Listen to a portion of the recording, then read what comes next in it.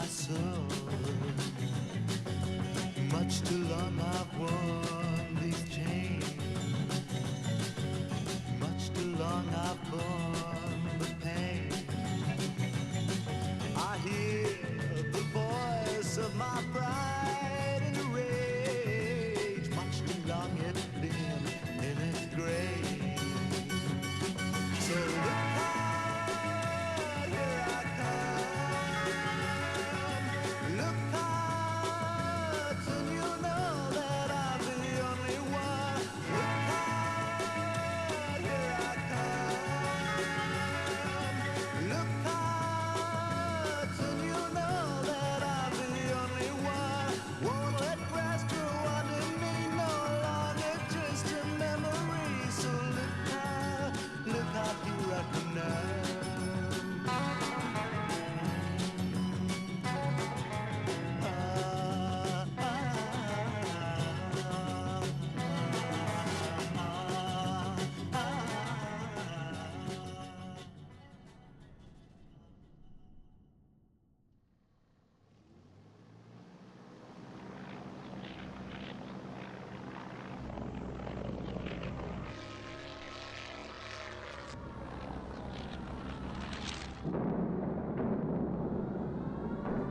My family lived in Arnold Grove in the 1940s. The Liverpool Blitz was terrifying, and I will never forget as a child the drone of sirens and approaching bombers. The Grove was a really neighbourly place, and we were always in and out of each other's homes. What was strange for me was the music coming out of the house at number 12, the home of the Harrison family.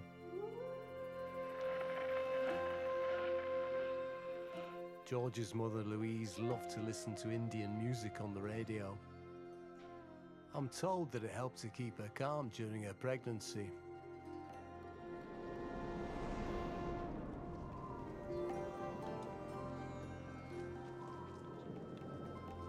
When I first heard Indian music, I just couldn't really believe that it was so great.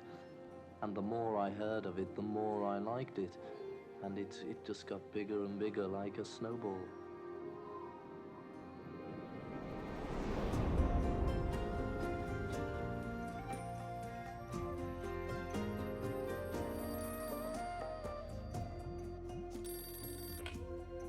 One day, the telephone rang, and my father always answered it.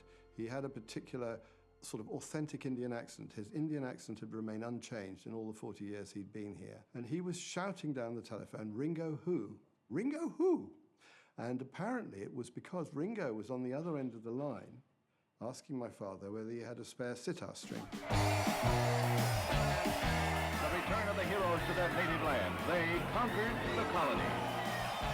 The Beatles, who originated as a small-time act out of Liverpool, now have no rivals as the kingpins of the teenage set. The group have certainly turned Liverpool into Britain's answer to any pop trends from across the Atlantic. On every side, there is hero worship that recalls the heydays of Elvis Presley and Frank Sinatra. Beatlemania has ceased to be a phenomenon and seems to have become a way of life. My father had never heard of the Beatles, so he knew nothing about anything European or popular. But what happened was that they'd broken a sitar string while George was recording Norwegian Wood in Abbey Road studio. EMI knew my father because he was often the person they came to when they required a group of musicians. So when the string broke, they phoned my father, and he did have one, amazingly. He did have a set of sitar strings. So the whole family got in the tiny little car, and they all drove to carry one string to Abbey Road. And there they handed it over, and they watched them recording. It started with the Indian music. I like so many Indian instruments, but mainly sitar. I'd used a little sitar on our records. The Beatles had already discovered Indian music, I think, when they were making Help, which is, of course, the story of a mystic Eastern religious group, and they are after Ringo Starr's Ring. So they had already discovered, and there's that famous scene about them going into a restaurant. On the set of Help, a sitar was used in a sort of little group that's playing in the restaurant. George picked it up and was playing with it and sort of got interested in the sitar because of that. It was a very inappropriate film for most Indians because that film really lived up to all the stereotypes about India, about bloodthirsty thug cult. The goddess, which was named as Kaili, was really based on a real goddess, the Kali goddess. Hindus are very reverential to her. So the whole film would be offending a lot of Indians. And then there was this book on yoga. While they're on shoot at Bahamas, they suddenly come across this very diminutive yogi who cycles up to where they are and distributes this book. This is Vishnu Devananda, the first illustrated book on yoga going across the West. But I don't think the Beatles paid him much attention. I think much later he thought back, and there was this sort of very mysterious connection. The Palace of the Queen has lived through many historic events, and it's our privilege today to witness one of the most earth-shaking. The Beatles. Fresh from an audience with the Queen, they hold medals, indicating they have been made members of the most excellent order of the British Empire. The Beatles, of course, have proven to be one of Britain's prime exports. They have brought in more foreign exchange than many industries, and the Queen saw fit to reward their economic contribution to the nation. The award entitles the Beatles to put the letters MBE after their names. That was the most miserable time of our lives, was the MBE cop-out period. We got MBE, which is one of the biggest jokes in the history of this island, probably. The great cavalcade of empire makes a grand spectacle. One of the smallest countries on the map is responsible for the mightiest commonwealth of nations in history. India was always in British lives because of the empire. We knew about tea and we knew about, rubber. But the idea of its music being in any way an influence on anything from this country was simply not considered.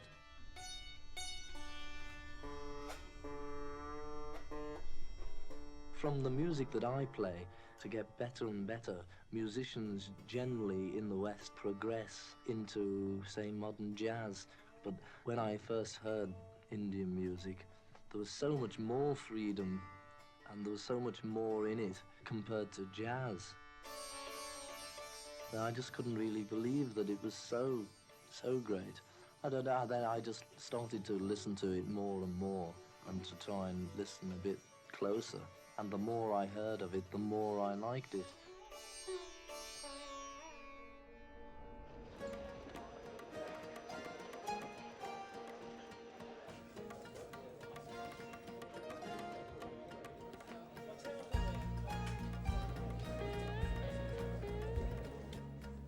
My mother meets the Beatles in India well before I'm even born.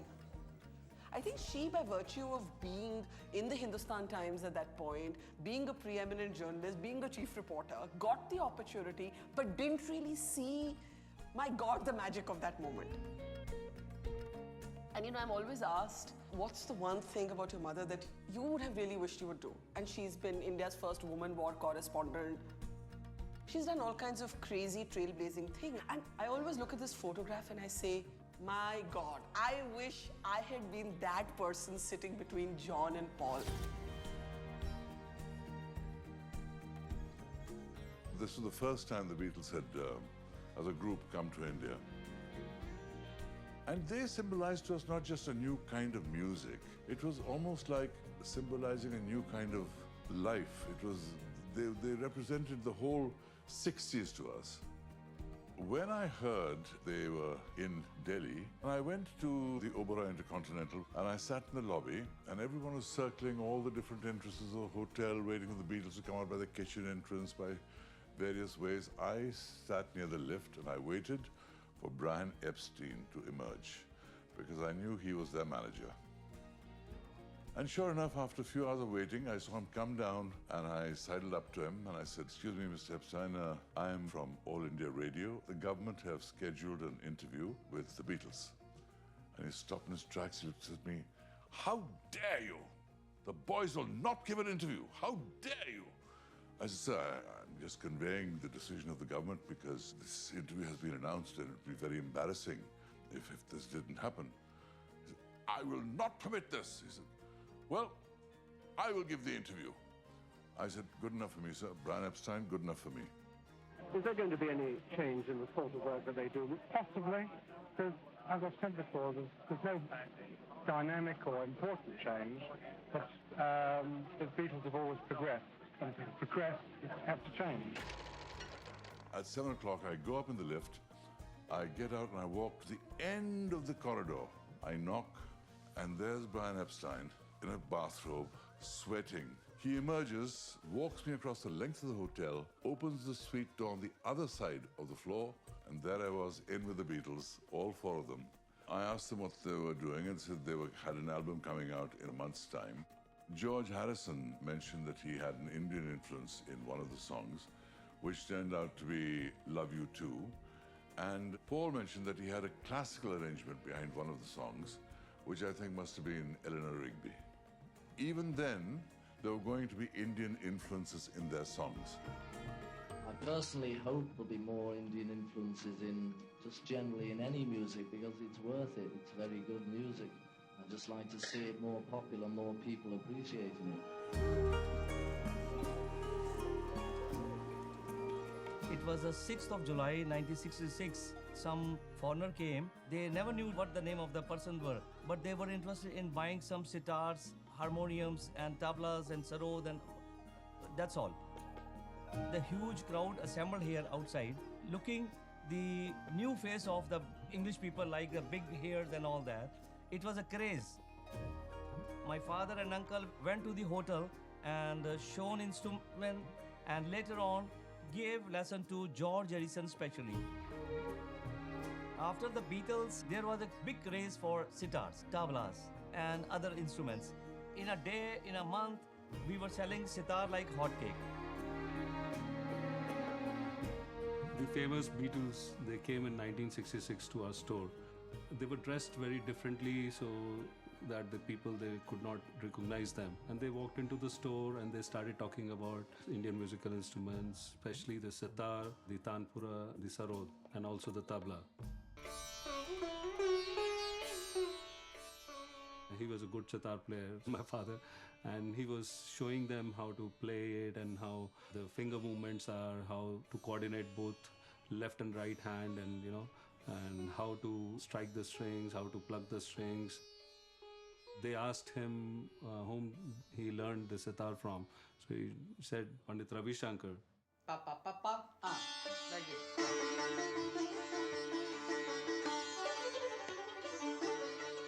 See, Ravi Shankar, as I see it, was really the first ambassador for all musicians, artists, singers, dancers from India to the West.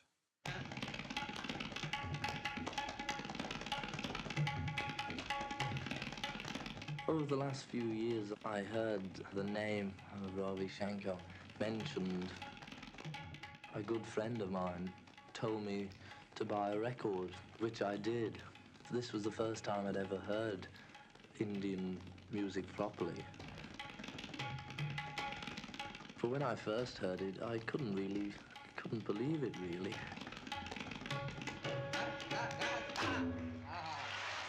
He's also been turned on to Ravi Shankar by like David Crosby and Roger McGuinn from the Byrds, because Ravi Shankar had appealed to the sort of the beat generation, going back to the 50s actually. It was all part of that kind of ambience. I'm sure you must have been asked this lots of times before, but what's your opinion of sort of English pop groups and American pop groups using the sitar and the Indian influence in their records? It will make me very happy if I see that some people take true interest and learn properly. Because after having played the sitar for 36 years, I feel that one has to give some time to it. Indeed.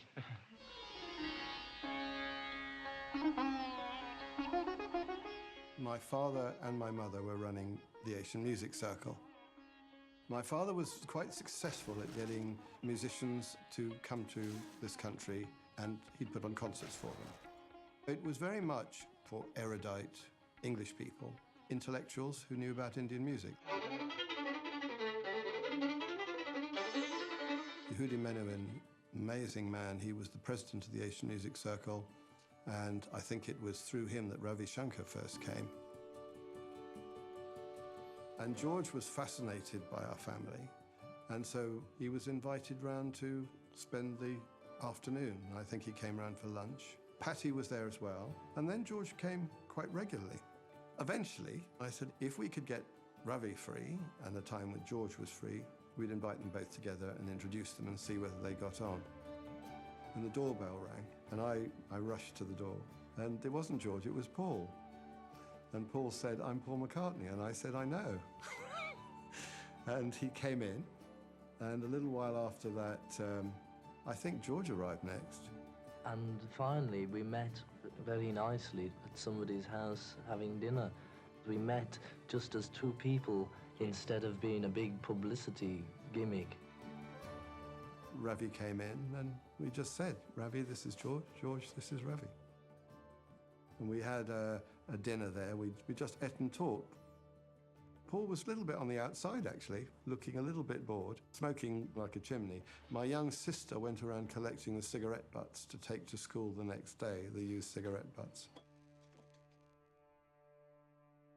And from then, he offered to start me off on sitar with a few lessons, which he did. He had many students in India, very talented musicians. So to try to explain what drew George and Ravi Shankar together is not easy, because it defies logic.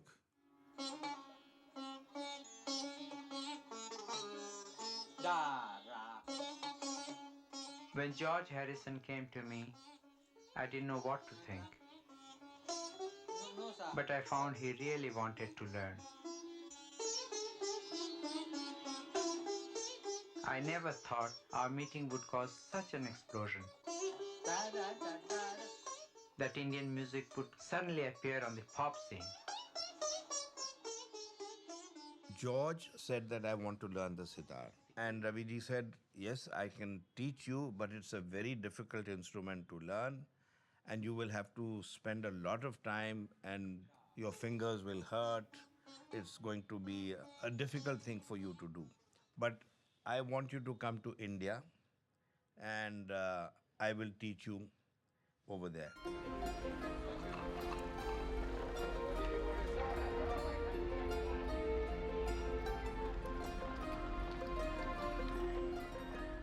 So when Ravi invited George and me, I was thrilled to be going. You know, 22, I hadn't really thought much about it. I thought of the King's Road and, clothes. And we started off in Mumbai. Ravi took us to concerts, private concerts that he gave in people's houses, and then bigger concerts in front of his students. George Harrison came with his wife, September 1966. Pandit Ravi Shankar picks him up, he takes him to the Taj Hotel, and within about 4 hours, the whole of the Apollo Bandar and Taj, it was just filled with people and media and fans just coming in shouting, "George, George, George." So finally, George got just fed up and he told Pandit, let's give a press conference, let's go and talk to the press. So of course, Pandit Ravi Shankar was the music director of All India Radio for many years. So he said, let's go and do a radio interview. Studio One, this is where Pandit Ravi Shankar and George Harrison did an interview. So we searched for it and we actually opened quite a few spools, dusty spool lying in the side of a corner. And then we found George Harrison. There was a paper inside. It said George Harrison interview. The tape hadn't been played in maybe 30 years. Good afternoon, George. Good afternoon. We would like to know from you, do you think you could not make a public appearance? If I did want to make a public appearance, I would have come here to do a show, and I would have come with John and Paul and Ringo. It's just like all our fans who go to school during the week. Well, if they go on their holidays and suddenly somebody making them learn maths and learn English and learn all this, then they don't like to do that when it's their holiday. It's the same for me. I go around having my photograph taken, signing autographs and waving at people and being a Beatle. And when it comes to my holiday, then naturally I want to not be a Beatle, I want to be me. When I was 19, I went to India. My aunt greeted me at the airport and said, "Do you know that George Harrison is staying at the hotel?" We asked around, you know, where's Mr. Harrison, and we weren't told. And then sort of hopped on to the elevator, and we started going to floors, and then eventually there was one floor where there was a waiter standing outside a room. And I don't really know what made me do it, but I sort of hobbled in, and George Harrison asked what I was doing there, and I just said, I would like your autograph, Mr. Harrison, and he said, you know, he wasn't too happy about me being there. I also said to him he had numerous fans outside the hotel, and his words were, which I've never ever forgotten, tell your friends if they like me to keep away from me, which I thought was rather nasty, but I needed the autograph.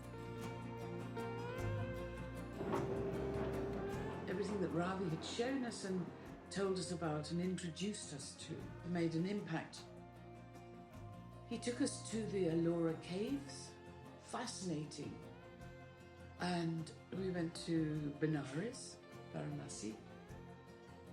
Benares was unbelievable because we came by boat, and Ravi had explained to us the whole reason for people coming to Benares to die, and they would request that they be burnt. And I was fascinated by this. The pyres, and then the family or the wife or the husband taking it into the Ganges and letting the ashes float away. So Agra, we went to the Taj Mahal. It's beautiful. I love the story surrounding it. It was more exquisite than I could ever have described to anyone. And then, towards the end of our trip, Kumbh Mela, there were all these sadhus walking down the road. And I said, Ravi, what are they doing? Where they going? He said they walk hundreds of miles to come to this Kumbh Mela. And I was just watching this spectacle, and all these people, you know, families or groups and sadhus, all of India, it seemed. He also told us about Indian culture and spirituality. Ravi took us to meet his spiritual guru, and this man was over 100. And obviously we didn't know what they were saying, but it wasn't very many words. And Ravi was very reverential towards his guru. Throughout my life, I look to the great yogi, Tat Maharaj, my spiritual guru. As a Hindu, I believe blessing of guru is the most priceless thing in life. It was very moving for me to see somebody as powerful as Ravi. But George adored him, and he was humbled in front of his guru. Raviji said that there was something that I found in George where he was so simple, so down to earth. He looked upon me like a guru, like a father, and he had absolutely no airs about him. And that is something that we also observed. That's true. When he came to our home. He was absolutely a simple person, not demanding anything. I haven't learned to play the sitar.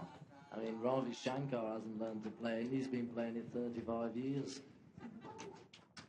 He was not a star sitar player or a star musician, but I've not seen Raviji have so much time for someone. This association, this link, I can only explain it, that they must have had some links in a previous life that brought them together.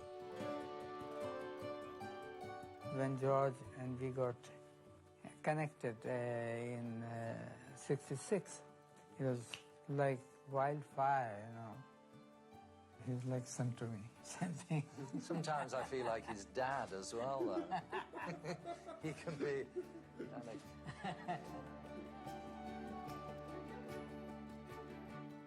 George Harrison.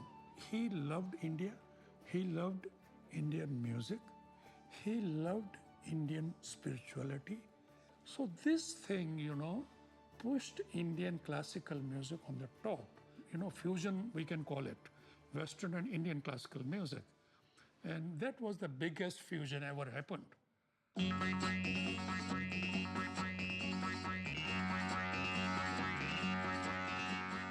And then Harrison came here to record Wonderwall with Indian classical musicians.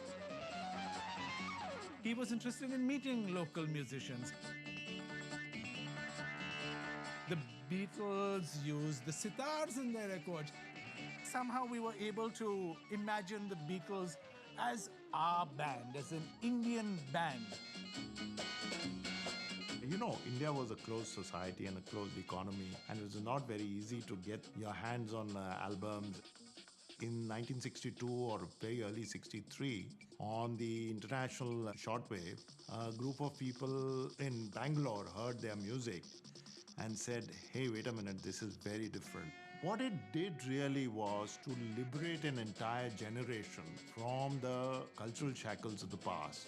The British had left in 1947. This cohort was born in the late 40s or early 50s, mid 50s.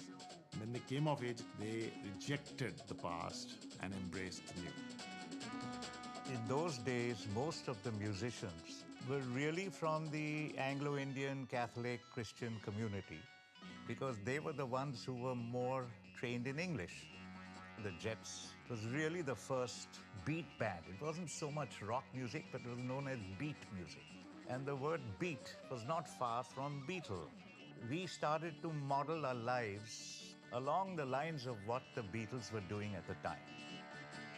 The musicians those days were more into singing Jim Reeves, Everly Brothers, Pat Boone, and then bang came the Beatles. And it was like an electric breath of fresh air. Whatever we were used to suddenly lost its relevance.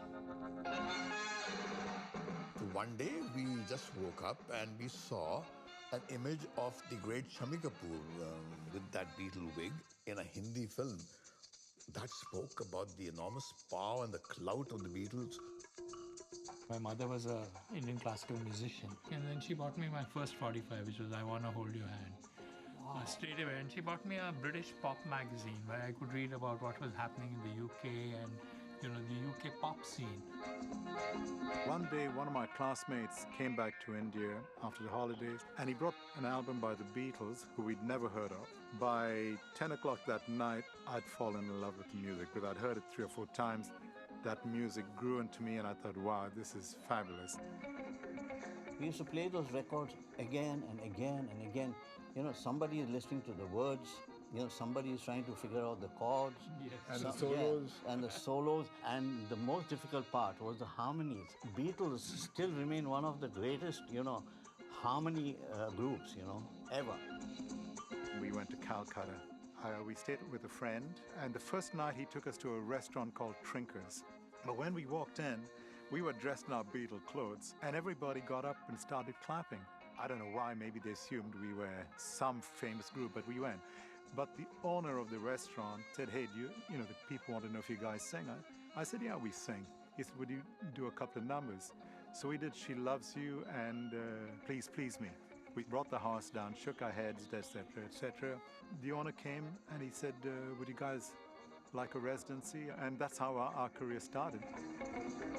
We were the first Western music performing group to be ever recorded in India at the HMV studios. And the songs, if I am not mistaken, there was a song called Pain and The Girl Next Door. I think The Girl Next Door had some influences of the Beatles. Especially the harmonies. The harmonies, yeah. I was planning to go west because, you know, forget the Indian culture. The Western culture was what we youngsters wanted. By some strange paradox, the Beatles, who lived in the culture I wanted, were making their way to India.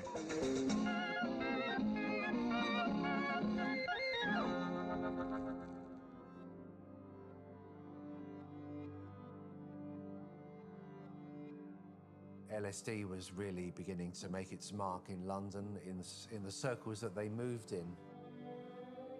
Some newspaper man came up and he said, have you had LSD? So I thought, well, I'll either be cagey here or I'll be honest. So I said yes.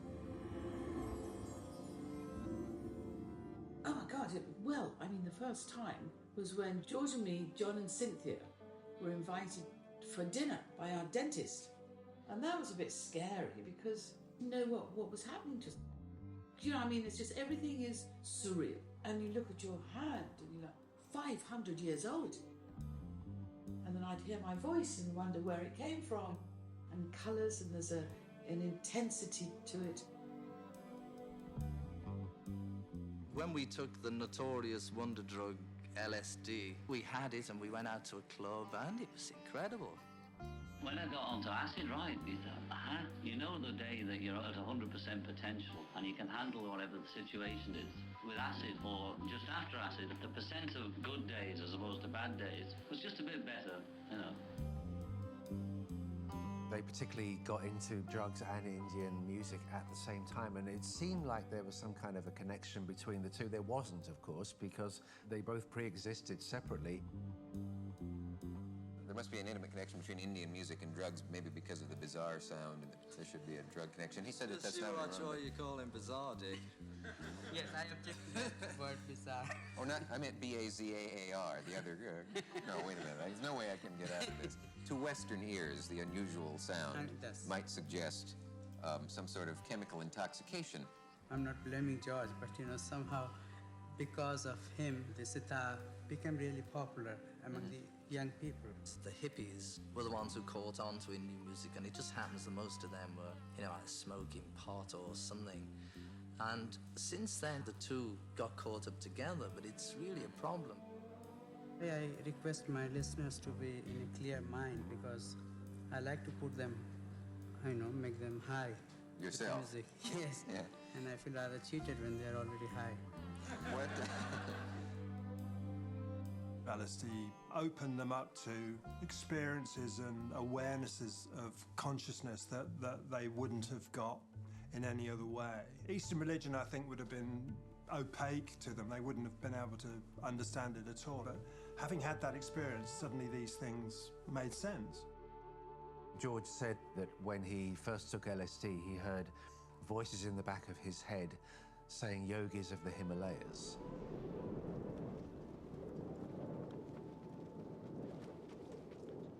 Maharishi, good evening. You once said even if only 1/10 of the adult population meditated for short periods each day, it would not take more than a few months to remove the entire accumulation of tension in the world. I am absolutely These are your convinced words, yes. about it. I saw an advertisement in the paper for transcendental meditation classes. So I went with a girlfriend. England I have been visiting once every year. People do feel stress and strain due to the greater undertakings in their life. Paul phoned George and said, there's this man called Maharishi who's going to come to England and talk about meditation. And I said, oh, that's the same guy that, I follow. So in those days when one Beatle did something, they all did it. So we all went. Now, you've been traveling the world now for many years. You've made, I think, something like 8 world tours. You Ninth, I returned this time. This was the 9th completed. Maharishi was the most powerful, magnetically charismatic person I've ever met. He was also the happiest person I ever met. He was filled with this energy that you wanted to be near him all the time. All of us who were on his staff, we fought each other to get into the room with him. It was just the right time, anyway. There were we waiting for someone. Waiting for the guru. The great magic man to come. And he came, there he was. He was talking about it all. And he had great answers. Because he's got that kind of thing, And he sort of, the twinkle in the eye. They told Maharishi that they'd been seeking a spiritual experience. They'd been trying to do it through drugs, but it just didn't work, And so he invited them to come to Bangor, North Wales, where he would be doing a meditation retreat for 10 days.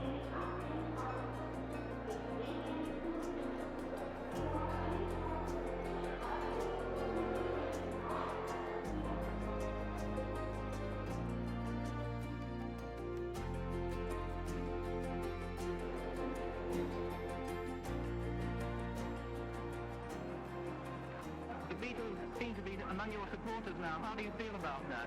They seem to be very intelligent and alert. So you think that if the Beatles adopt your teaching, then they can spread it amongst other young people in England? And much more easily, not only England, but throughout the world. Because the word Beatle has gone on in all the continents, and younger people are fascinated by that name. What do you think of the Beatles? Very good, intelligent young boys, and there is a great potential. And their music?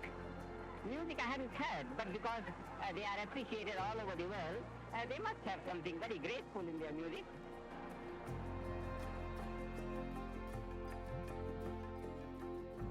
I think he's trying to say is the things we're getting into aren't that important. Money has taken over from God. Instead of trying to get where God is, we all try and get the biggest bank balance. That's what it seems to me. This mind is like an ocean, very deep. And the activity is only on the surface like that. So if the waves of the ocean contact deeper level of water, then the waves become stronger. That means that we're going to be happier. And much happier and much more creative also.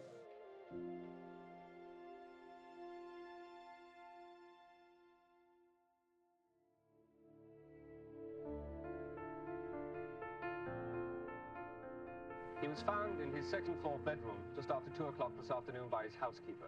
Mr. Epstein has been unwell now for some months, and he's been in the habit of taking tablets to help him sleep at night. When Brian died, the Beatles clearly were lost.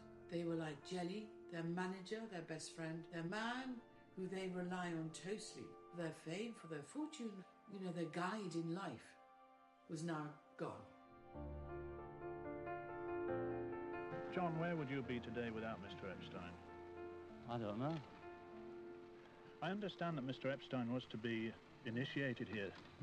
When was he coming up? Was he coming up in the afternoon? Tomorrow, just Monday, that's all we knew. I spoke to him Wednesday evening, the evening before we first saw Maharishi's lecture, and he was in great spirits. I wanted Maharishi to bring him back to life again. By this time, I'd given him so much power, and how extraordinary that they were with Maharishi, who was now going to be sort of their spiritual guru, but also that they could lean on him because they trusted him so much. So for that moment in time, he replaced Brian. I understand that Maharishi conferred with you all. He told us that, not to get overwhelmed by grief, and to whatever thoughts we have of Brian, to keep them happy, because any thoughts we have of him will travel to him wherever he is.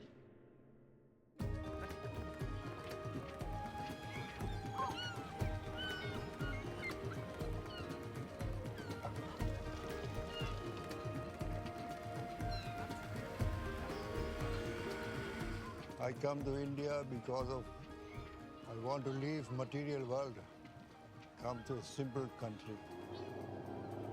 Ganga is a holy river because it comes from Himalaya, and this place has much energy. When it comes down, no? It takes energy and it comes here. The ashrams, or monasteries of the various religious orders, glimmer over the smooth green water. Though the sun is hot, the river is icy, flowing from a glacier high up in the Himalayas, the land of the gods.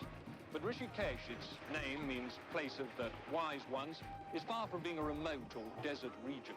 It's one of the most celebrated centers of pilgrimage in the whole of India. In the cool, clear air of Rishikesh, North India, the meditation retreat of Maharishi Mahesh Yogi. Flower-loving yogi told reporters that his brand of peace of mind could only be truly appreciated by intelligent men of the world with rewarding activities and high incomes. The purpose of life is the expansion of happiness. Anyone can find the way. That's the basic teaching of Maharishi Mahesh Yogi. Are the Beatles really going to find happiness here in Rishikesh? Are they really going to become, as Maharishi hopes, the practical philosophers of the age? Or must they return home unsatisfied, the eternal rich young men, victims of a fad, looking for something, anything, to make their lives worthwhile?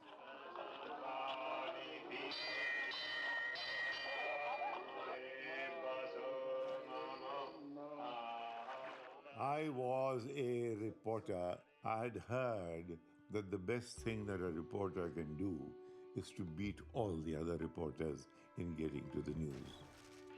A friend of mine read the Beatles were coming to stay with the Maharishi. And he said, Said, do you know what it means? The whole world and its media is going to be here.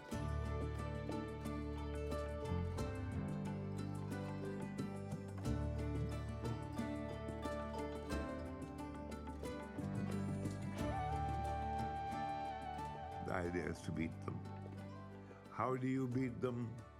I said, the idea is to become a disciple. If I become an insider, I get the story. So I walked in. You had to make some excuse if you're a drug addict, if you had failed, if you're a junkie. He whispered a mantra, a chant in my ear, which I'm not supposed to share with anybody. Then I went in and again, until all the sadhus who were going to be his managers recognized me. The password was Jai Gurudev. You said Jai Gurudev and you were in. From Hardwar to Rishikesh, across Lakshman Jhula,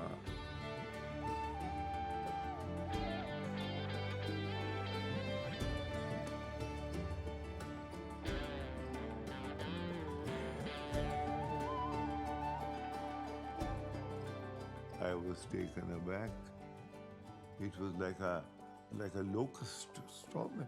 Journalists after journalists after journalists, hundreds of them. What's going on? They are not letting us in. I said, they are not letting anybody in. Overnight, I went off to Rishikesh. There were quite a few people from all over India. And it was very difficult to even know where the ashram was, because it was so fortified. Fortified in the sense that, there were a lot of police, there was a lot of bandobast in there. The whole day we would just early morning wake up, somebody said, hey, the Beatles are coming to the Ganga. And so we'd all rush up there and wait there for 2-3 hours, but nothing would happen, But it was like a celebration. It was like an exhibition. There was so much of joy. One day, Maharishi called me in and he said, the Beatles are going to be arriving in a few days, but I want you to go fix up their rooms. They put me in charge to make their rooms nicer. I would have them paint this. They dropped so much paint on the floor, then they'd have to paint the floor.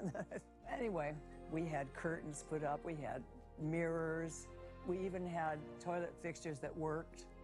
They had mattresses on their beds. There's a fan club of real Beatles waiting to welcome them. But the hardest thing about the life they'll lead here are the beds they'll sleep on. A hard wooden base, a simple rather than a Spartan existence. When they did arrive, he introduced them to me and said, if you want anything, get a hold of Nancy. Nancy will be my ears and eyes. In case you need anything, let me know through her.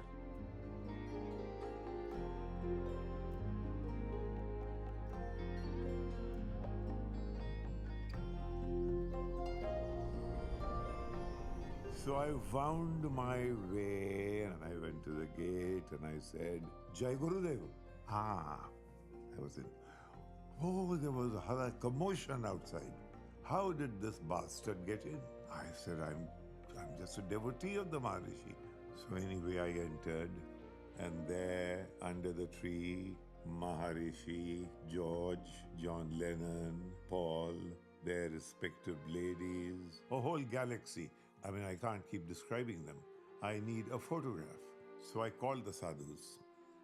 I said, look, I'm having difficulty managing this on my own. I immediately assumed the role of publicity manager for the Maharishi. So I said, here's a name, Raghu Rai. You go outside, call him in. This man came who was from the ashram, and he says, Mr. Naqvi wants to see you. I said, give me 2 minutes. So I went in, I put a big zoom lens on my camera and put it inside my labada.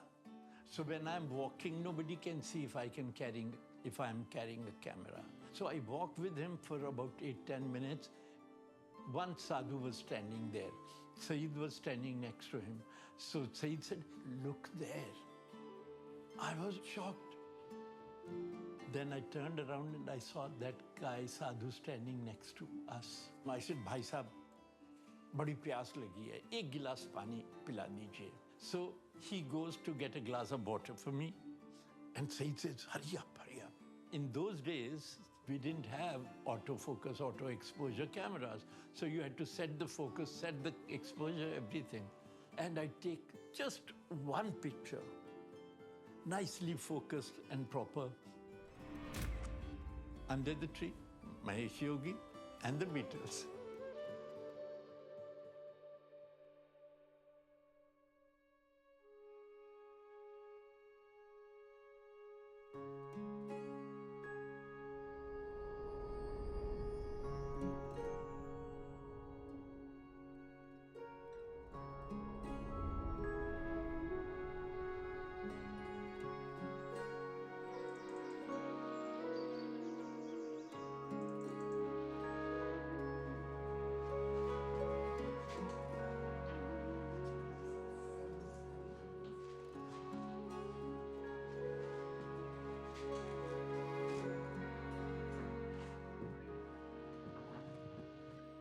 सब बदल जाता है।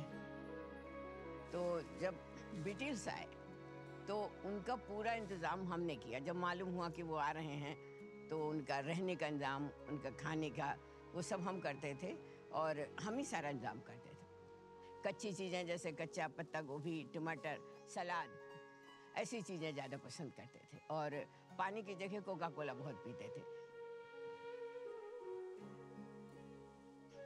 में उनके में फ़र्क था, लेकिन उन लोगों ने बहुत सीखा। फिर हम लोगों से हाथ नहीं मिलाते थे। हाथ पहले तो उन लोगों का प्यार करने का तरीका फ़र्क होता था, लेकिन हम लोग क्या रह के वो सब कुछ। अब महर्षि जी के यहाँ जब ध्यान करते थे, बैठते थे, ये खाना खा के जाते थे, आदत थी कि कमर में हाथ डाल के हस्बैंड वाइफ हमेशा ऐसे हाथ करके खड़े हो खाना खाए। वो भी उन लोगों ने देखते देखते सब कुछ। बहुत अच्छा खाना और कल्चर। हम लोगों के यहाँ हस्बैंड वाइफ के बीच में चाहे जितनी वो हो, लेकिन फिर भी अलग रहना, अलग तरह से बिहेवियर ज़्यादा पसंद किया जाता है। फिर धीरे धीरे करके उन लोगों ने बहुत कुछ सीखा हम लोगों से। और जैसे हम लोगों की ज़िंदगी थी, खूब प्यार से बोलना, नमस्ते, हमेशा नमस्ते करते थे।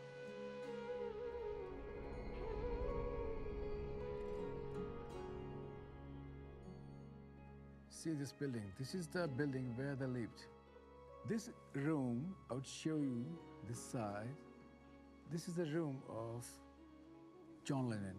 John Lennon would stay here. Other Beatles were staying in these rooms along with their wives and family.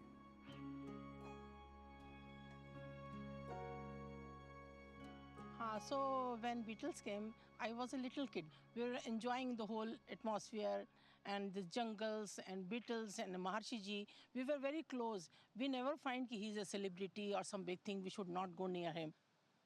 So this was the place where Maharshi used to converse with Beatles and guests. Straight we can see River Ganga, clear water and forest. There was a raised platform, rectangular shape. He was usually posing with the visitors and Beatles for the group photographs.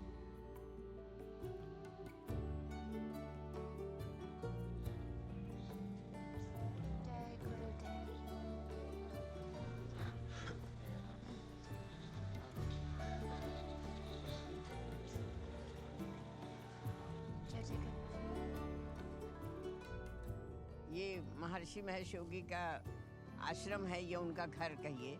तो यहीं पर जब Beatles आते थे तो यहीं ध्यान होता था। कभी तो वो अंदर करते थे, लेकिन ज़्यादातर ये खुला जो मैदान है, इसमें बीटल्स ज़्यादा पसंद करते थे खुली हवा में बैठ के ध्यान करने के लिए। तो वो ज़्यादा अच्छा मानते थे। कभी छत पे ये कहीं जाके ध्यान नहीं हुआ। Maharishi's disciples can wander in peace amongst the trees and bungalows or meditate in some quiet spot overlooking the Ganges. He doesn't require you to give anything up except drugs and a week's salary. In the Beatles' case, around £11,000 apiece. What exactly have you been doing? How do you meditate? You sit down, you relax, and then you repeat a sound to yourself. And it sounds daft, but it's just a system of relaxation. And that's all it is, there's nothing more to it. By expanding the conscious capacity of the mind, mental capacity will be stronger, thought power will be great, and when the thought power is great, then the thoughts will find their fulfillment more easily. You go into those interstellar spaces, where the spaces ultimately shrink into your being. Now, this gibberish goes on and on and on relentlessly, and you have these people close their eyes, and the more unintelligible it gets, the more profoundly affected they pretend to be. Because I can't really imagine anyone being moved by words which are patently and absolutely absurd. His lectures were in the nature of this kind of arcane nonsense. Nothing succeeds like success, and it succeeded. Are you a businessman? I don't deal with money directly, but I'm conducting the movement in 50 countries. I can't be said to be no businessman, even though I'm not dealing with money. I was a young girl, 21 or 22. So there I was in this beautiful ashram. I was taken to meet the Maharishi. He asked me to come close to him. I did, too close in fact. He said, I'm going to whisper something in your ear, the mantra. Then he said, I want you to go down into my prayer room and I want you to concentrate upon that mantra. You're going to feel like a new person. And I actually believed that this was going to happen to me. It was a dark room, and there was some incense burning, and there were some things hanging on the wall. And I started repeating the mantra. I repeated it, and the only feeling that I remember, there was this intense, desire to escape from that place. I went near the Maharishi, and he said, how do you feel, my daughter? Do you feel like a different person? I said, actually, I don't. He looked at me and he said, I'm going to whisper another mantra. Back you go. Repeat that mantra. You might have to spend a little longer. By now, I was in control. I repeated the mantra, and within half an hour, I came upstairs. I gave him a glorious account of how I felt like a totally new human being. I felt like a different person altogether. That was the only way to escape. And I walked out into freedom.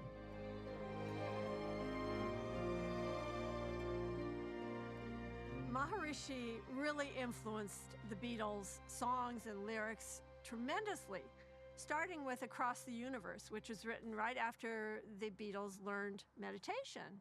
In that song, it says, Jai Guru Deva, and Maharishi used to use that expression all the time. Now once more, Vande Gurudeva, Jaya Jaya Gurudeva, Jaya Shri Gurudeva, Jaya Jaya Gurudeva. It is in praise of the Guru. So John Lennon put that into the song, Jai Guru Deva, and then he said Om. And Om is the primordial sound that underlies and gives rise to the universe.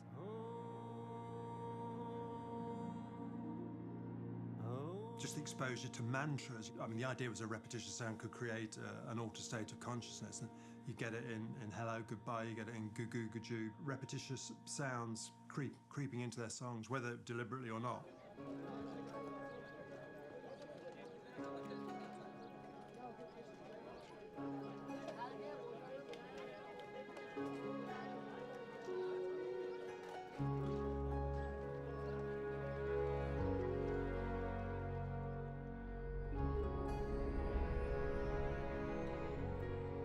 ये देखिए किनारा है, यहाँ पर महर्षि जी कभी कभी आते थे, लेकिन बीटल्स रोज आते थे बारी बारी। कभी कि अगर ऐसे बैठ जाइए तो पानी ऐसे ऊपर से चला जाता था, बहुत साफ पानी, इतना कि कुछ डालिए तो लगता उठा लेते। तो बहुत गहरा ध्यान करते थे।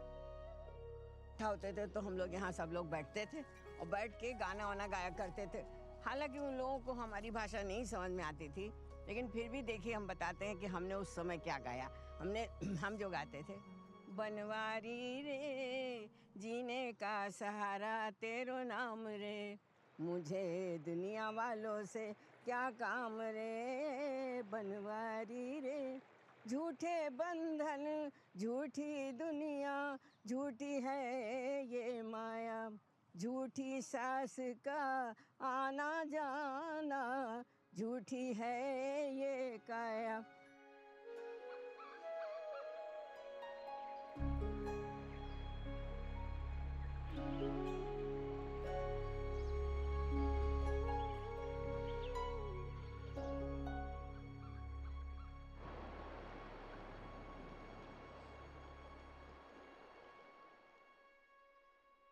I lived for 3 days in a cottage at a camp in Rishikesh, just 100 yards from the Beatles. I remember sitting around a bonfire at night with the Beatles and Mike Love of the Beach Boys and Donovan and others singing and playing the guitar.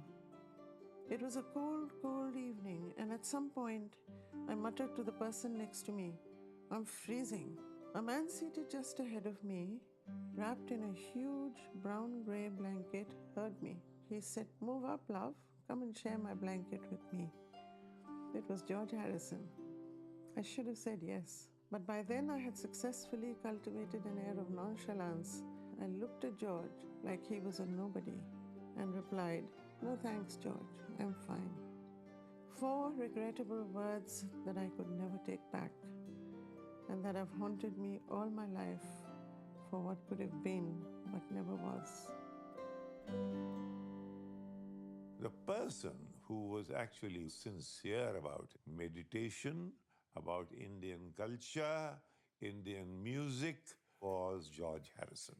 Maharishi said, of all the Beatles, George is the most advanced, and this is his last life.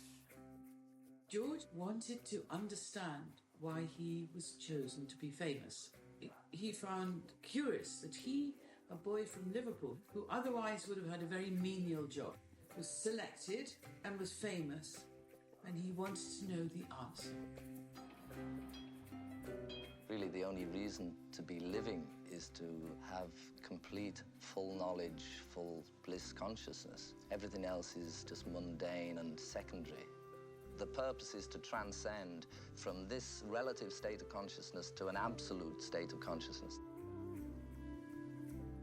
Maharishi said, John Lennon has many more lives to go, and he must not give in to his weakness for women, or it will ruin him. Keeping company with himself, it could be part of the treatment, John stalked along the shady paths. John Lennon, when he first arrived, he was gray, he'd been heavily into drugs, he just looked awful.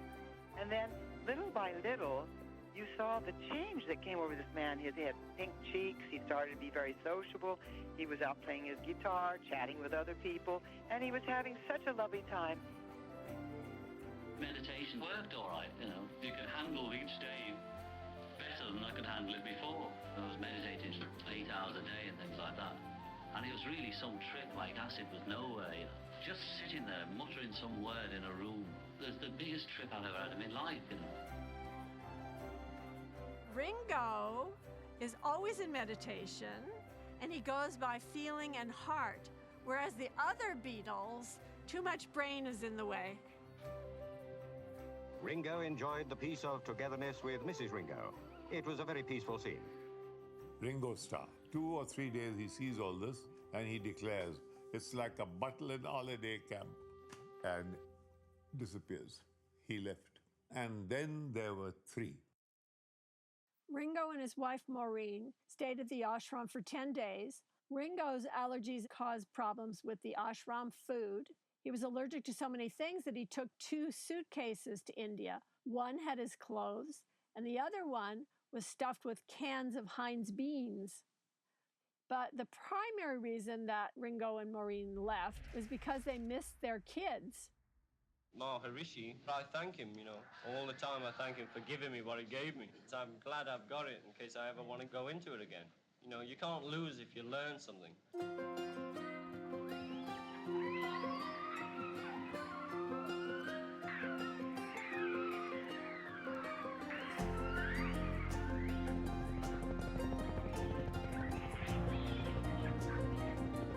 Maharishi wanted to take them off on a trip to the Himalayas. A company ran these helicopter services. I always wanted to become a pilot. I became the chief pilot for the Maharashtra government. And I flew everybody, including the Prime Minister often, and Indira Gandhi also, and the Beatles. Paul kept on saying, me, because he wanted to get in. And John said, no, me. And anyway, finally, John just pushed him aside and went in. I'm flying John on my left and the Maharishi on my right. And the Maharishi leant across me. As you know, he had a lot of hair and beard. So difficult for me to fly the helicopter. He was telling John, down there in the mountains, people live there. They never go down to the valleys. And they're praying all the time. So John said, what are they praying for? So the Maharishi said, they're praying that we crash. And John said, goodness, why do they want us to crash? They said, well, they're on the mountain top with hardly any food. And I'm in Rishikesh with all these celebrities there and all the money in the world. So John said, Maharishi, if you don't move your head and half, their prayers will be answered. And of course, I started laughing and everybody did. He had a sense of humor.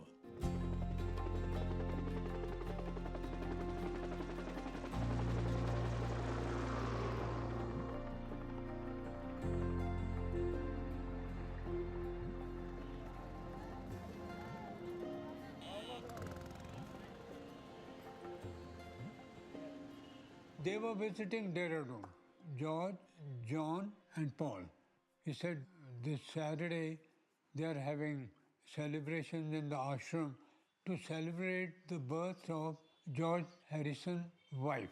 If I could bring some other musicians along with me, they'll be very happy. So I told him, okay, I can arrange it.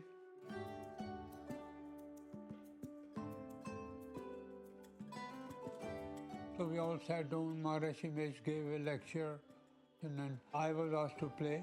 There was a composition by George Harrison, Within You, Without You, which was based on Rag Jog. So I decided to play that. And George was so excited about it that when I smiled and he smiled and he waved at me. At that time, Nick Nugent went with me. Nick was a visiting teacher. Now tell me, where did that famous photo of us, was it in the middle or was it over here? Here. Okay. In this alley, in this wall. I have such vivid memories of that birthday party where so much music was played, so much glamour. Patty Harrison there in her mauve sari. Part of our mission was to bring her George Harrison's birthday present to her, the Dilruba.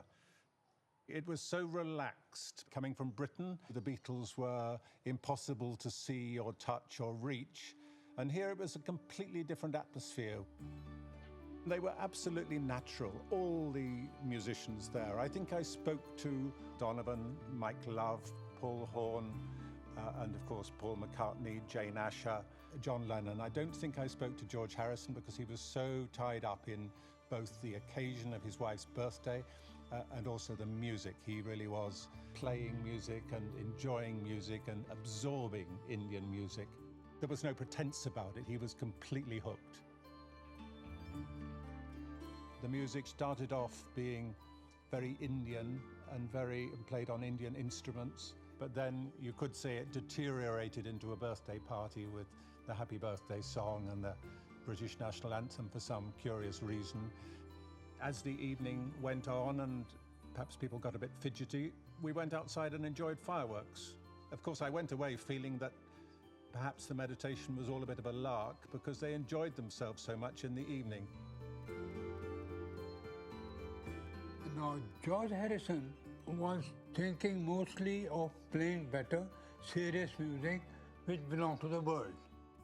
But John Lennon was a serious human being. He was not very talkative, but his thinking was very beautiful. I was slightly more fascinated by John. They gave me so much respect, you know. They treated me very well. They called me sir, and I was feeling strange, you know. I told them, don't call me sir. No. For us, you're sir. They could not have seen me at all. There was no need to, but they did. Success had not gone to their head, you know. They were simple human beings. We came up the path here, we were killing time, and the Beatles, meantime, had come back to their bungalow, and they were on the roof. Not just the Beatles, but many of the musicians were on the roof of the bungalow playing music. And it's the most memorable thing of my day here, was hearing this music, which was, of course, unrecorded music. It was just being created at that time.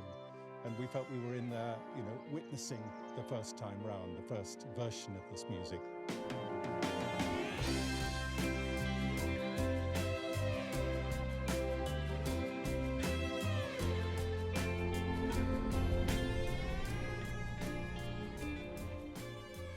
The word was coming to Maharishi that they had suspended their meditations and that they were sitting and composing music and things.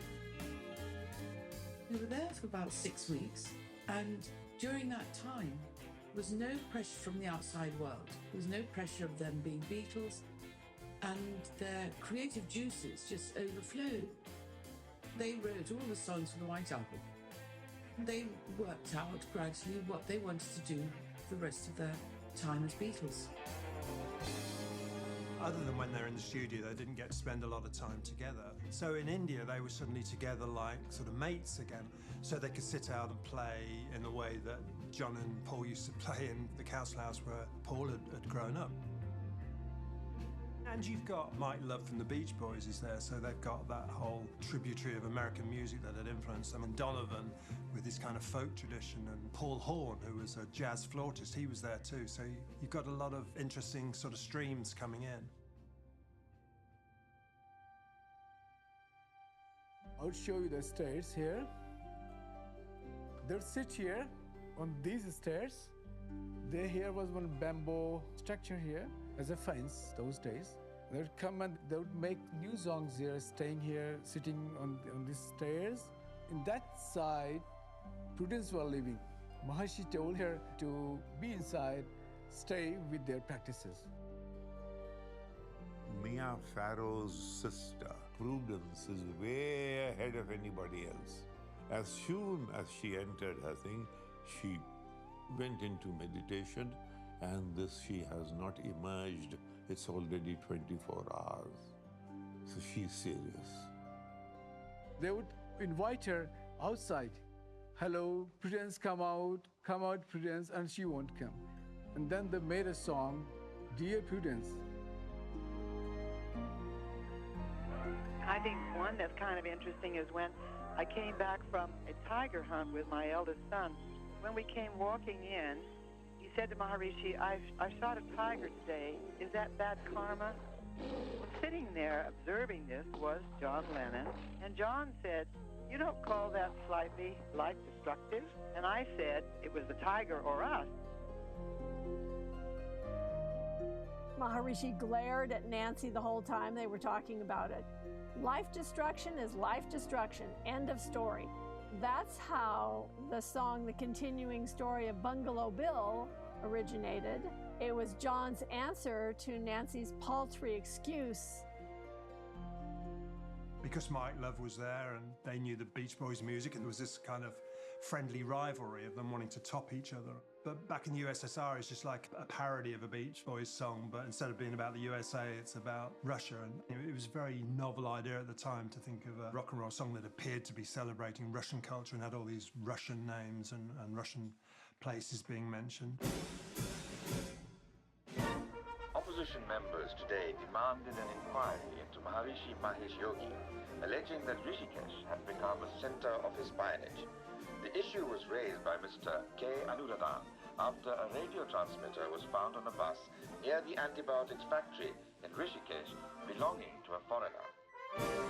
The furor broke out in Parliament. It was led by the communists, backed by the socialists, and they said that there was a CIA camp in the ashram, and the Maharishi were getting all these foreigners, including the Beatles, to destabilize India.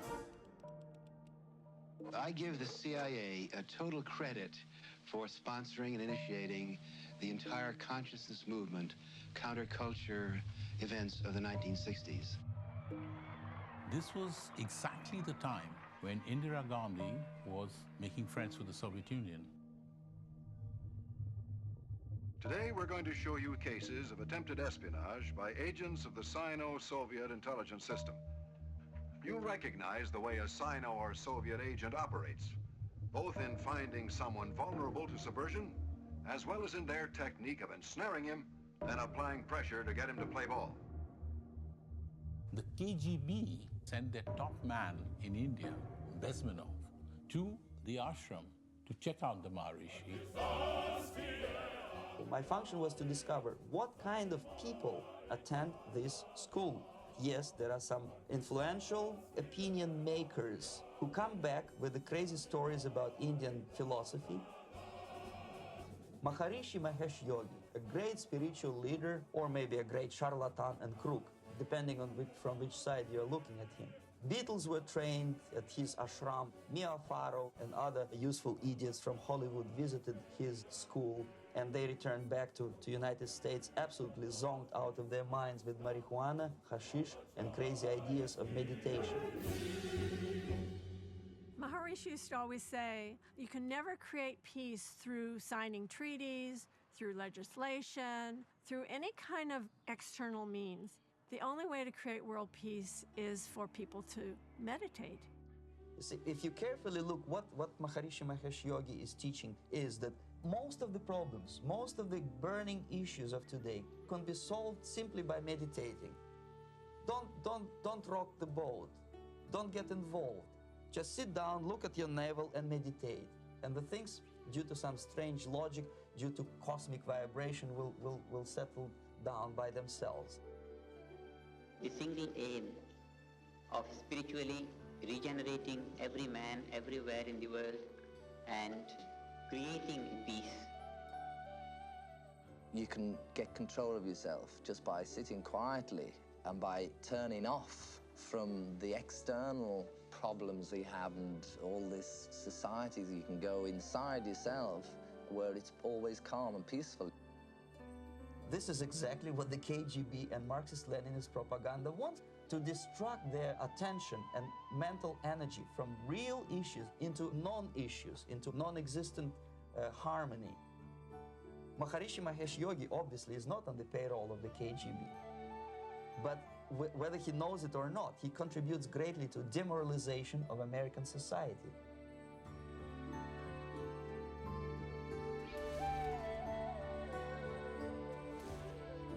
Paul McCartney and his girlfriend Jane Asher stayed for 5 weeks, and they left because Jane had a theatrical commitment back in London. This presumably is your first big meditation, and what effect has it had on you? I think it calms you down.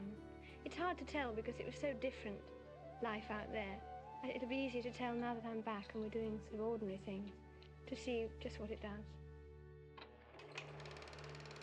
They were 4 working-class guys from Liverpool. They had an innate sense of not being taken advantage of.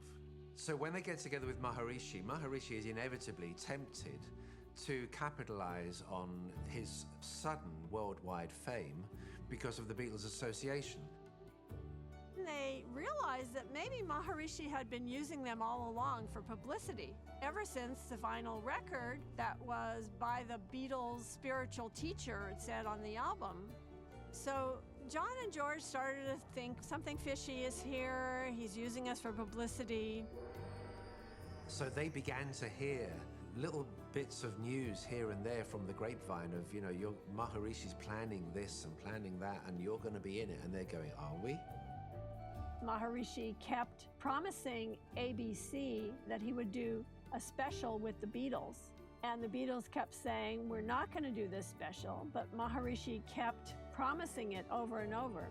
There comes a time in late '67 when Paul and George go to Sweden, basically to tell the Maharishi to cool it a bit, Don't start making plans that involve us without telling us first. We're glad to have you here.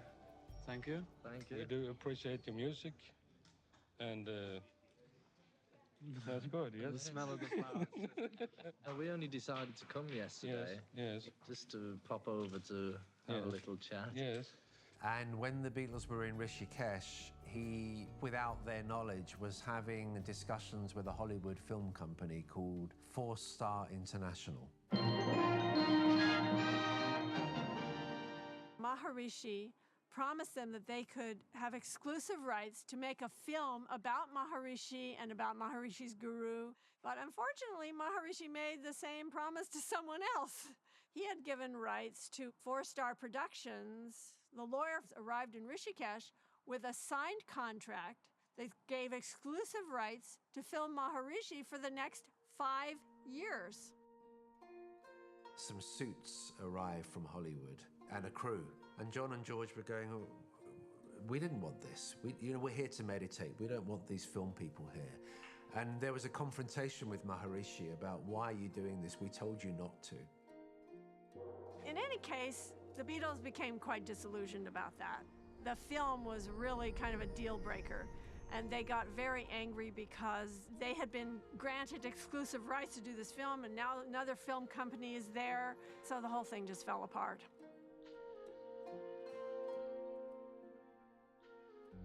I don't know what happened. I still don't know, and I know there are many rumours around. But John said, that's it, we're going. But I know John wanted to come back to England and see Yoko.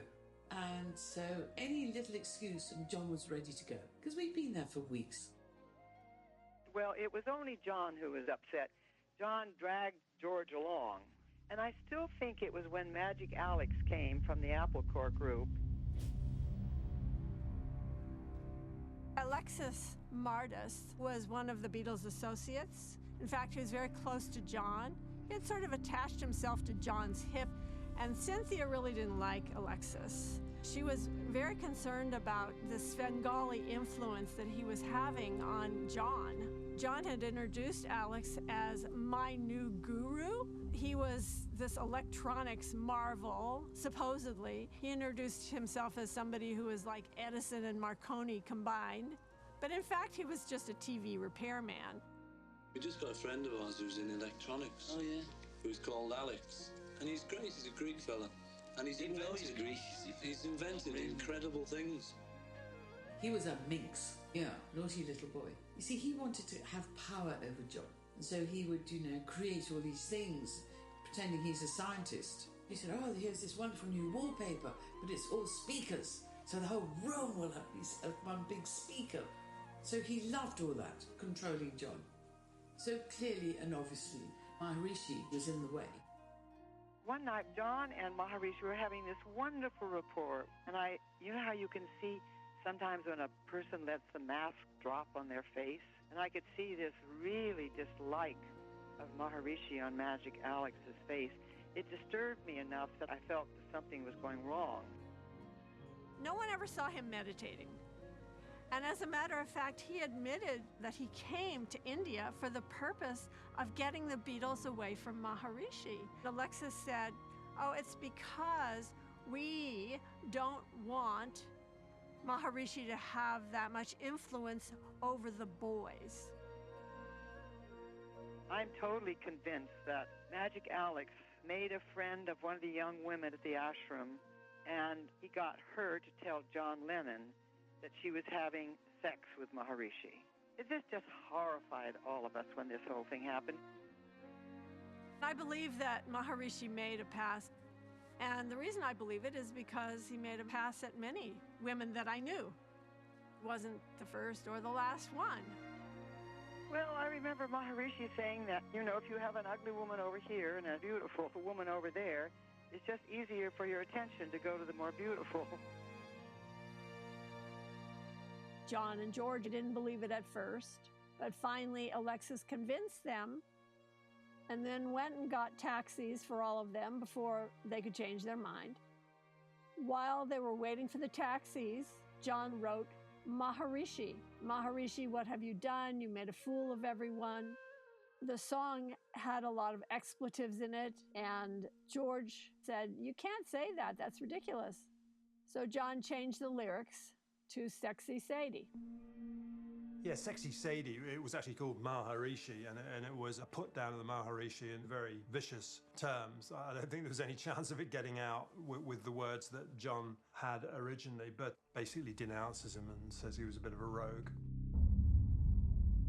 John dragged George along, and then he just bolted from the ashram. I think Maharishi was a mistake. What do you mean they were a mistake? We made a mistake. We thought there was more to him than there was, but he's human. And for a while we thought he wasn't, thought he was...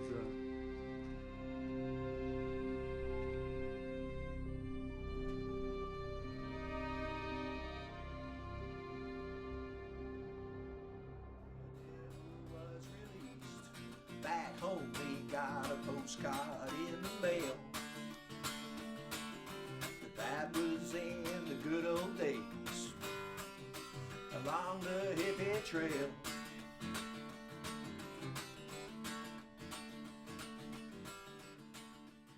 The Beatles, they were opening us up to different experiences in various ways, you know, Indian philosophy and Indian music. And then when they went to Rishikesh, you know, it was the idea of Indian travel. It's like, well, looks nice over there, you know, they're enjoying themselves in the sunshine. There'd been a hippie trail, an embryonic hippie trail in the early 60s. A few people had gone out. The whole point being that you drove overland. The ultimate destination was, in fact, Kathmandu in Nepal. I'm sure the Beatles inspired lots of people to go, because this little trickle of people on the hippie trail beforehand suddenly turned into a flood. Did you enjoy the trip over to India? Yes, the journey was terrible, but the trip was all right. Yeah. There was a report that, now we get very bad reports. Smashed him. That you didn't like it, or you didn't have the patience, and you decided to go home. We were there 4 months, so George and I were. Did you think this man's on the level?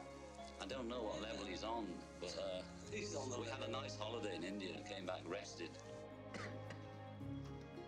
Maharishi looked visibly frail and without his usual effervescence.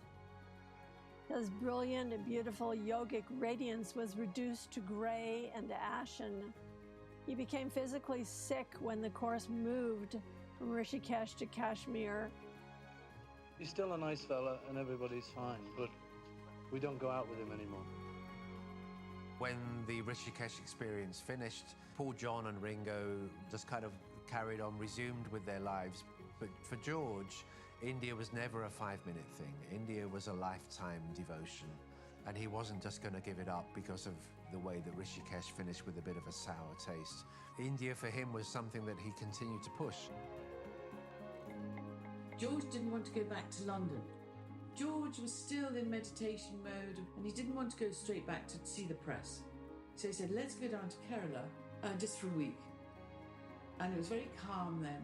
And then, you know, he wanted to slowly come back into sort of business life, as it were, in London, slowly, in his way. I mean, because everybody all of a sudden became an individual. John, Paul, Ringo, and George. The Maharishi phase faded out, you know, but the Indian aesthetics and the etiquettes remain with everybody, using the influence of Indian music and the culture. You know, when you look back at the Beatles' story on their return to the UK in the spring of 1968, there was still the camaraderie that saw them through the madness of Beatlemania, soon to dissolve as the fraught sessions for the White Album began. Working separately most of the time and not as a unit, and with Ringo quitting the band for a short period, remarkably, they delivered what many would call one of their greatest albums. When the Beatles were in India, Maharishi told them if they don't continue meditating regularly, their band would break up. Now, does this mean a business or emotional split within the Beatles? I should think a bit of both. Oh, it's probably to do with growing up and to do with, there was a time when there were just 4 of them, but now they're married and there are children.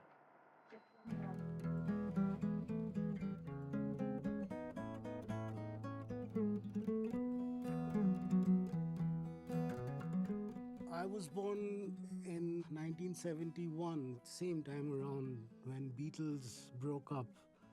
I mean, even like, I guess it's about 50 odd years or something. It still sounds fresh. It sounds amazing. The world would have been like so shit without them, you know. The world is so much better to live in with that music around. The songs that they made in India, in Rishikesh, I had no idea. And out of them, some of the songs like Blackbird, like Dear Prudence, like these are some of the songs that I used to perform in my old band in Chennai. To have known that they have written these songs in India just gave it so much more meaning, because I used to connect to these songs as a classical musician more than a person who loves English music. I was born in 74. So for me to get to know the Beatles happened much later. We were not really born at the time when the dressing, how a Beatles haircut or the dress that they wore really attracted us. We didn't see that. We only heard the music. It's purely the music. It sounded very simple, very catchy, and it had a high recall. So whenever you heard a song, you would remember it. But when you sat down to work on it, to try and see if you can sing that song, that is when you realize the complexity of it. I don't know how it was appreciated when it was released, but it's something that is still relevant today.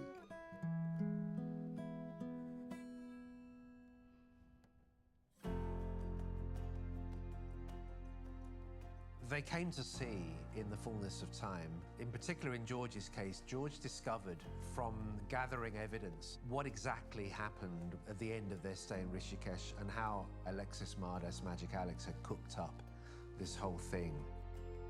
George always loved Maharishi, and toward the end of his life, he went back to see Maharishi.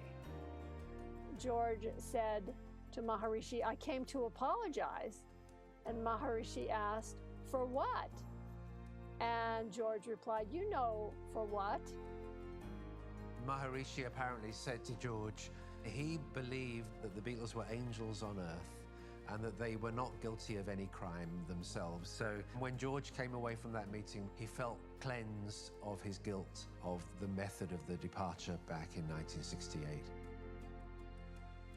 I got into India. I think that was the one thing in my life that I could have done without everything else, but that one thing of getting in touch with what's inside through Maharishi and Ravi Shankar and Indian music. And as for the others, well, they all warmed again to the culture and the spirituality of India. The only way we can change the system is by changing it non-violently, because they've done the violent kick for millions of years, you know. I think the only way to do it is Gandhi's way, and that's non-violent, passive, positive, or whatever they called it those days, you know. John Lennon spoke kindly of Maharishi in other interviews. Ringo and Paul have both said the same. Everything became okay again in the end. Years ago, we studied meditation with the Maharishi. He was one of the ones that wasn't a fake. There were a lot of them around that time who were into Rolls Royces and chicks. He wasn't one of them. I actually met him quite recently. He lives in the Netherlands now. And I took Stella, my daughter, and James, my son, with me. And he is a spry old codger. He's in his 80s, and he's still working, he's still going.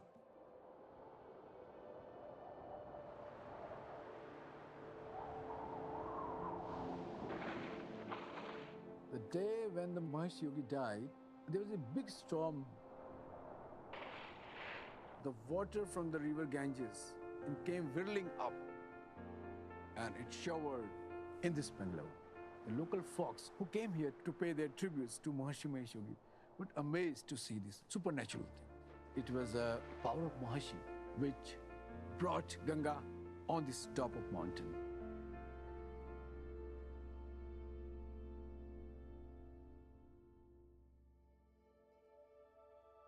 When I first came here 10 years ago, this was just jungle, ruins and jungle. And you would sneak in through the back, there were cracks in the wall, and you would smoke pot and see leopards at night. This is what people did. So I take tourists into the ashram, I show them everything, and I'm trying to bring them back into 1968 and give them some of the experience of the Beatles here. Tourists that come here, they really appreciate it. They really appreciate to have the sense for the Beatles as a historical entity. My experience when I went to the Beatles ashram was super magical. These huge superstars, you wouldn't really think that they'd go to a really simple, no-frills ashram in Rishikesh. The most exciting thing about music is the way that it has the capacity to shift cultural norms and expand people's minds. And in India, that's exactly what the Beatles did by bridging the gap between East and West in a country that was very much under this, dark cloud of colonial rule, which in many ways created a culture of apology for being Indian and a reverence for whatever was foreign. That what was so powerful is for the most powerful band in the world to come and revere our culture. They had descended in our part of the country and they had embraced the spiritual narrative of India. And they had come to Rishikesh and they have images of them with Mahesh Yogi. And then suddenly we felt, look, they are one of us. As kids, as Indian kids, we're always rebelling against our culture. And then you realize that like something that is so influential in pop culture took a lot of influence from India. My introduction to them was I happened to be part of the age of illegal downloading at the time of like Napster and stuff. We used to have the White Album on CD. That was my first introduction to the Beatles. We still felt its influence even though we were born like in the 80s and 90s. India is considered this place where you could go for a spiritual awakening, for meditation. So I think the Beatles came to India to look for that. And in some ways, they really did find that. I guess that's a small gift that India gave the world through the Beatles. The happiest time of my life, one of the happiest times is in India. And it was just such a groove. It's such a pure thing. Everything is slightly more in perspective. The whole of life should be a spiritual experience because we are spirits who are just encased in bodies. People forget that and think they're just this body, but we're actually spirits in bodies.